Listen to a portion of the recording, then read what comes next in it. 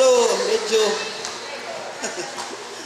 medyo, 10 seconds. Sige, gibuhin ka na. Time. Thank you po, thank you. Okay, next naman, mahirapan tayo sa pagkalisod-lisod dito. Okay, ang sunod nga pag-aimon mo ang cross-examination ngadto sa negatibo ngadto sa afirmatibo. Ang tema, ang mga larawan sa mga santos, Diyos sumala sa Biblia. Aduna sila 10 minutes para pag-cross-examination.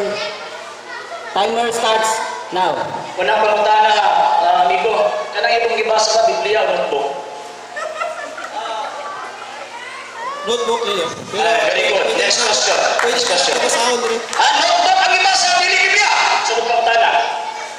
Sa mga setas nga imong gipanggamit dili panandugay, gihap na ko ni Apo tug wala to na pulo ka setas. May mabasa ka ba na ang mga larawan sa mga santos Diyos?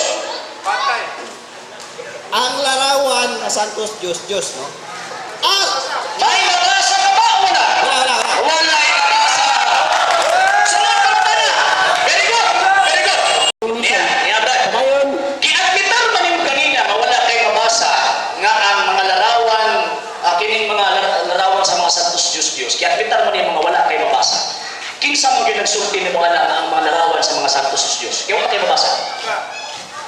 Ang larawan, no? Ingon ninyong santo, wala pa po tayo mabasa. Mr. Kasanto Moderator, na siya. Mr. Moderator. Wala tayong Ang mabasa. mga na simple lang yan. Responsive, Mr. Moderator. okay, moderators view, ang iyang pangutana ko no, Kinsa nagsulti ni mo? kinsay Kaya wala kay nagsulti, mabasa. and then qualified ka kung ano sa. Ang Biblia nag-isgot nga ang mga rigor to Diyos po sana siya. Daw ako lang ta. Imo na giangkon kanina.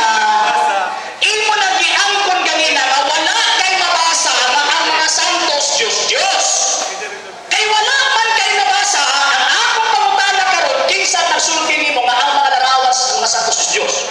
Kinsa po yung nagsulti nga santos ang Palacios, Mr. Moderator.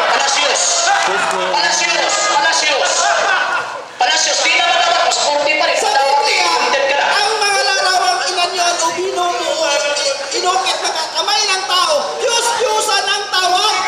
Biblia mismo. Okay, so basta larawang inukit ng tao, Diyos-Diyosan ang tawag. Sakto. Pagkailuhuran.